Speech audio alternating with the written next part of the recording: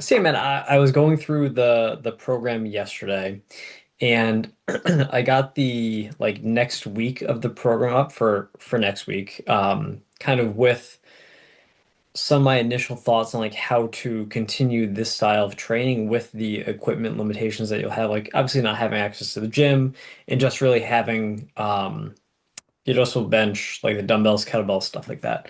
So let me share my screen. I will say And that stuff you have that you've been having me do in the program where it's yeah. like, for example, like the butterfly stretch where you have the dumbbell on your knee to help give you that resistance and deep stretch, Mm. or the thing I've had to do it through the program too, but you also had me do it at the very beginning where it was those three or four stretches that you had me hold and fill in information on that Excel sheet. Hmm. Like stuff like that, it feels amazing. Awesome, man. That's what I like to hear.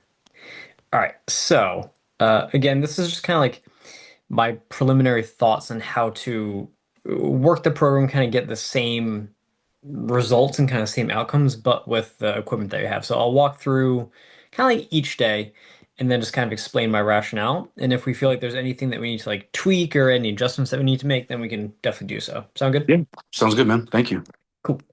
So for each of the four main training days, so the push day, the pull day, the second push day on Thursday, and then the full body day, or like the pull and legs day on Friday, still starting with like kind of a movement prep series, but just tweak things a little bit around your equipment.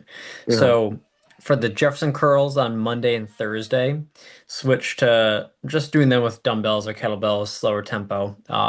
If you find that like holding the dumbbell or kettlebell stops you from being able to like uh it kind of like limits your range of motion because you're like hitting the floor with the implement, then you can do the same thing just like standing on a little elevated surface like a Yeah. stair or something like that if you want to like increase the range of motion a little bit more. Yeah. Um, the other option is for like a dumbbell will give you a little bit more range of motion because it doesn't have the handle like a kettlebell would, so you could probably do Yeah. that a little bit easier. Um, If it helps, I rotate the kettlebell. So like you know how it's the bar goes like across and then yeah, you kind it of like got hold it parallel to the floor. yeah, so that way it doesn't do that. And also at the Muay Thai gym I go to, like once you step on the mats, you're at an elevated surface. Sweet. And so they have kettlebells there too. So if it came down to it, right, I could always wait till I get there since they have Mhm. an elevated surface, Yeah. and I can stand on that to get my deeper Jefferson curls in. But for so far, just grabbing the sides of the kettlebell and holding it so the bell's not hitting the floor, I'm Mhm. still able to get pretty deep, and it feels really good. Okay. All right, perfect. Then we'll keep that as is then. Then we have dumbbell side bends with a tempo and then a wall angel. So just that increased kind of shoulder range of motion, which you can do without any equipment, just the wall at your place. Um, Tuesday's kind of movement prep is the Jefferson curl with rotation. So similar, this one you can still use dumbbell, kettlebell. Then we have the kettlebell windmills, half get up kettlebell screwdriver for like some trunk and shoulder kind of prep Mhm. work, which is totally fine with the equipment that you have. Um, Thursdays are similar to Monday in that you have Jefferson curls, but this time a weighted side plank. You can just hold like the dumbbell kind of on top of that top hip. Mhm. And then prone swimmers, you don't have access to like little change plates, do you? Or like smaller like weight plates like 5 pounds or anything like that? No, I do. I have my arm wrestling table that I use for. Oh, perfect. I've got Okay. 5 pounds and 10 pounds. I've got two 10 pounds and two 5 pounds. Cool. So either go with the fives or tens. I'd probably start with the fives for the swimmers, and then if that's kind of really easy, go to the tens. Mhm. If jumping up to 10 pounds is like a huge jump up and you find yourself unable to like get to that 6 to 8 rep range, then just still use the fives, but just bump up the reps to like still Yeah. hit that 2 reps in reserve kind of target. Make sense? Yeah. Cool. And then Friday's prep, Justin Crow with rotation, just like Tuesday. And then the bear plank kettlebell drag, which is super easy to do. And then the Hmm. loaded incline pigeon.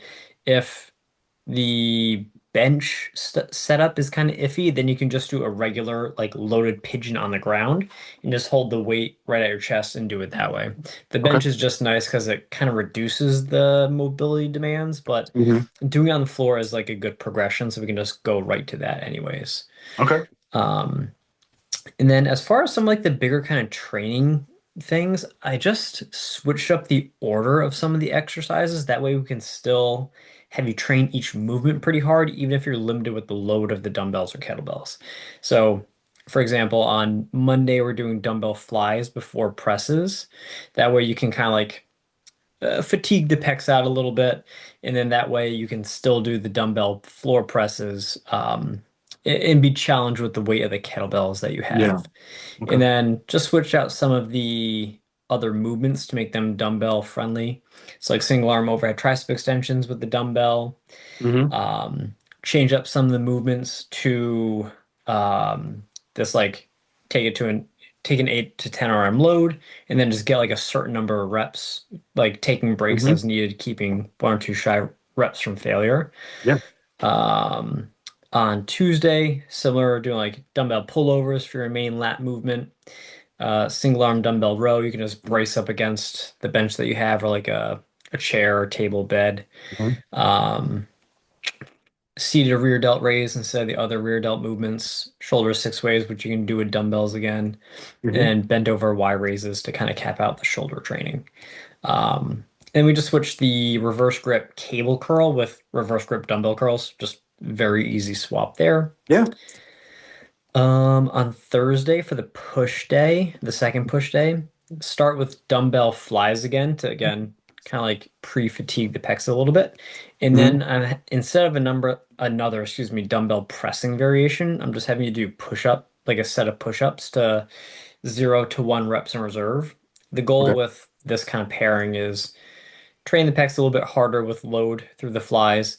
That way you don't have to crank out sets of like 30 or 40 reps of the Yeah. push-ups. You're already a little tired. That would be insane. Yeah. For these, I'd recommend not going like super fast on the push-ups. Do a fast, explosive concentric, but take 3 to 4 seconds, like a controlled lowering to make it a little bit more feasible. For the eccentric. Yeah. And then anchored reverse crunches for your ab movement. This way you can just like lay on your back, hold something behind your head that won't move, and then just do the reverse crunch from there until you hit the reps and reserve target. All And right. then just finishing off with some like shrugs and then dumbbell, shoulder, and tricep work again. Um, Friday, keeping kettlebell work the same, just bumping up the intensity, so like go to a moderate to heavy load. Hmm. um, Deficit reverse lunges. So you can do this like on a stair or on the elevated surface at the gym that you have, just holding the two dumbbells or Hmm. kettlebells by your side. Um, then doing some bent over rows, some kickstand RDLs, which you can all do with dumbbells or kettlebells. Single leg elevated like bridge for a secondary posterior chain movement. You can just lay on your back, prop your foot up on something, and then hold a dumbbell or kettlebell on top of that same side hip to make it a little bit more challenging. And Hmm. then just again, ending with some direct kind of like bicep, tricep, calf work. Um, and then didn't really have to change pretty much anything with the rehab days. You still have access to the 45-degree bench, so you Yep. can progress those just as we were before. But yeah, man. So overall, keeping very similar format, just tweaked some of the exercise variations, some of the order a little bit, and that way we Hmm. can keep this rolling without needing you to like go find another gym or anything like that super fast. Sound good? Yeah. That sounds good, man. I appreciate it. Awesome. Any questions for me about like the structure or format or anything like that, or just ready to hit the ground running?